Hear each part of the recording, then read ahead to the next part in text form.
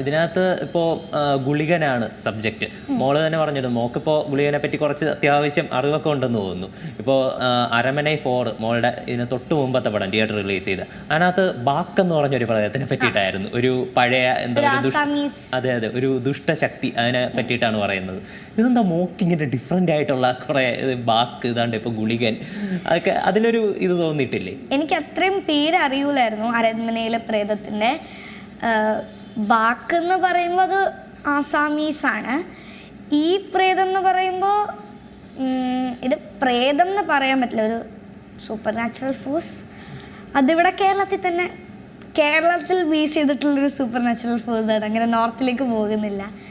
എല്ലാവർക്കും സിനിമ കാണുമ്പോൾ അതിനെക്കുറിച്ച് കുറച്ചും കൂടെ മനസ്സിലാകും. ഒരു എക്സ്പ്ലനേഷൻ ഉണ്ട് ഒരു സീനിൽ അതിനെക്കുറിച്ച്. മോക്കെങ്ങനെ വിശ്വാസമുണ്ടോ ഈ പ്രേതത്തിനൊക്കെ? എനിക്ക് ഇത്തിരി പേടിയുണ്ട്. എന്ത് പറഞ്ഞാലും നമുക്ക് ഇപ്പോൾ പെട്ടെന്ന് ഒരു ശബ്ദം കേട്ടാലൊക്കെ പേടിയുണ്ട്. അച്ഛനമ്മയും പറയുന്നത് ഇങ്ങനെ പ്രേതങ്ങളില്ല, നമ്മൾ പ്രേതങ്ങളെ പേടിക്കേണ്ട ആവശ്യമില്ല, പക്ഷെ മനുഷ്യനെ പേടിക്കണം എന്നാണ് പറയുന്നത്.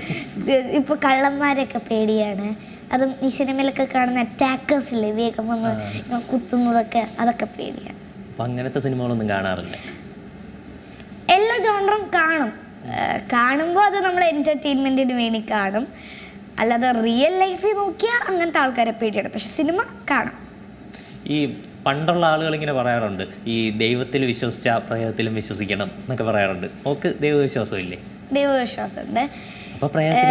ദൈവത്തിനെ വിശ്വസിച്ച പ്രേതത്തിനെ അല്ല സത്യത്തിൽ.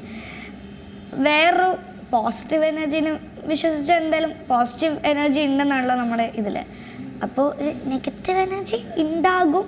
എല്ലാവരും ചില സമയത്തൊക്കെ എക്സ്പീരിയൻസ് ചെയ്യും, ചിലവർ എക്സ്പീരിയൻസ് ചെയ്യാറില്ല.